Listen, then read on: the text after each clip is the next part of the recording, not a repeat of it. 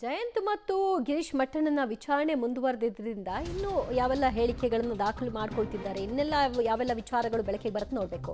ಗಣೇಶ ವಿಸರ್ಜನೆ ವೇಳೆ ಲಾಠಿ ಏಟು ತಿಂದಂತಹ ವ್ಯಕ್ತಿಗಳಿಗೆ ಎಫ್ಐಆರ್ ಆಗಿತ್ತಲ್ಲ, ಸಿಎಂ ಹಾಗೂ ಮುಸ್ಲಿಮರ ವಿರುದ್ಧ ನಡೀತಾ ಇರುವಂತಹ ದೌರ್ಜನ್ಯ ಅಂತ ಕೂಡ ಖಂಡನೆ ಆಗಿತ್ತು. ಮದ್ದೂರಿನ ಶಿವಪುರ ನಿವಾಸಿ ಜ್ಯೋತಿ ವಿರುದ್ಧ ಕೇಸ್ ಆಗಿದೆ. ಮದ್ದೂರು ಠಾಣೆಯ ಇನ್ಸ್ಪೆಕ್ಟರ್ ಶಿವಕುಮಾರ್ ದೂರಿನ ಅನ್ವಯ ಕೇಸ್ ದಾಖಲಾಗಿದೆ. ಗಣೇಶ ವಿಸರ್ಜನೆ ವೇಳೆ ಲಾಠಿ ಏಟು ತಿಂದ ಮಹಿಳೆ ವಿರುದ್ಧವೂ ಕೂಡ ಎಫ್ಐಆರ್ ಆಗಿದೆ.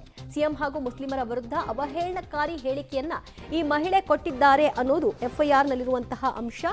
ಮದ್ದೂರಿನ ಶಿವಪುರ ನಿವಾಸಿಯಾಗಿದ್ದಾರೆ ಜ್ಯೋತಿ. ನಿನ್ನೆಯಷ್ಟೇ ಚಲುವರಾಯಸ್ವಾಮಿ ಅವರು ಹೇಳ್ತಾ ಇದ್ರು, ಯಾವ ಹಿಂದೂಗಳ ವಿರುದ್ಧವೂ ಕೂಡ ಕೇಸ್ ಆಗಿಲ್ಲ, ಎಫ್ಐಆರ್ ಅನ್ನ ಮಾಡಿಲ್ಲ ಅಂತ. ಈಗ ಜ್ಯೋತಿ ಅವರ ವಿರುದ್ಧವಾಗಿ ಎಫ್ಐಆರ್ ಆಗಿರೋದು ಖಾತ್ರಿ ಆಗ್ತಾ ಇದೆ. ಆದ್ರೆ ಸಿಎಂ ಹಾಗೂ ಮುಸ್ಲಿಮರ ವಿರುದ್ಧವಾಗಿ ಅವರು ಅವಹೇಳನಕಾರಿಯಾಗಿ ಹೇಳಿಕೆ ಕೊಟ್ಟಿದ್ದರ ಹಿನ್ನೆಲೆಯಲ್ಲಿ ಕೇಸ್ ಆಗಿರೋದು. ಪ್ರತಿಭಟನೆಯ ಭಾಗವಾಗಿ ಅವರ ವಿರುದ್ಧ ಕೇಸ್ ಆಗಿಲ್ಲ ಅನ್ನೋದು, ಅಂದ್ರೆ ಅವ್ರನ್ನ ಪ್ರತಿಭಟನೆ ಮಾಡಿದ್ರು ಅನ್ನೋ ಕಾರಣಕ್ಕೆ ಕೇಸ್ ಹಾಕಿದ್ದೀವಿ ಅಂತ ತೋರಿಸ್ತಾ ಇಲ್ಲ. ಬೇರೆ ಬೇರೆ ವಿಚಾರಗಳನ್ನ ಇಟ್ಕೊಂಡು ಹಲವರ ವಿರುದ್ಧ ಕೇಸ್ ಹಾಕುವಂತಹ ಕೆಲಸಗಳನ್ನ ಪೊಲೀಸರು ಮಾಡ್ತಾ ಇರೋದಂತೂ ಸ್ಪಷ್ಟವಾಗಿ ಕಾಣಿಸ್ತಾ ಇದೆ. ಜ್ಯೋತಿ ಮುಸ್ಲಿಮರ ಬಗ್ಗೆ ಮಾತನಾಡಿದಂಥ ಕೆಲ ಮುಸ್ಲಿಂ ಮಹಿಳೆಯರು ಕೂಡ ಅವರು ಬಹಿರಂಗವಾಗಿ ಕ್ಷಮೆ ಯಾಚಿಸಬೇಕು ಅಂತ ಆಗ್ರಹಿಸಿದ್ರು. ಅದಾದ ನಂತರದಲ್ಲಿ ಅವರು ಕೂಡ ಪೊಲೀಸ್ ಠಾಣೆಗೆ ಹೋಗಿ ಮನವಿಯನ್ನ ಇಟ್ಟಿದ್ರು.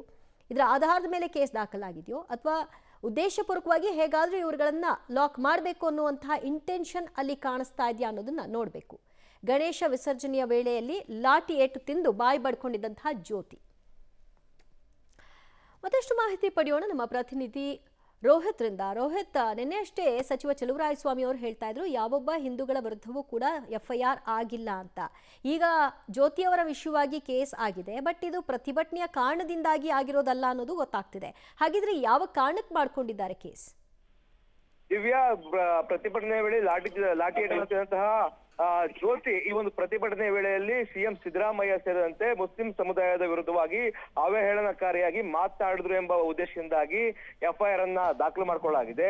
ಅಂದ್ರೆ ಅವತ್ತಿನಿಂದ ಸೋಮವಾರದಿಂದ ಇವತ್ತಿನವರೆಗೆ ಯಾವೆಲ್ಲ ಇಶ್ಯೂಗಳಾಯ್ತು, ಪ್ರತಿಭಟನೆ ಆಗ್ಬೋದು, ನಡೆದಂತಹ ಸಾಮೂಹಿಕ ವಿಸರ್ಜನೆ ಗಣಪತಿ ಮೆರವಣಿಗೆ ಆಗ್ಬೋದು, ಈ ಸಂದರ್ಭದಲ್ಲಿ ಯಾರ್ಯಾರು ಅವಹೇಳನಕಾರಿಯಾಗಿ ಮತ್ತೆ ಪ್ರಚೋದನಕಾರಿಯಾಗಿ ಮಾತನಾಡಿದ್ದಾರೆ ಅವರ ಎಲ್ಲರ ವಿರುದ್ಧವಾಗಿ ಕೇಸ್ ಹಾಕುವಂತ ಕೆಲಸಗಳನ್ನ ಪೊಲೀಸರು ಮಾಡ್ತಾ ಇದ್ದಾರೆ.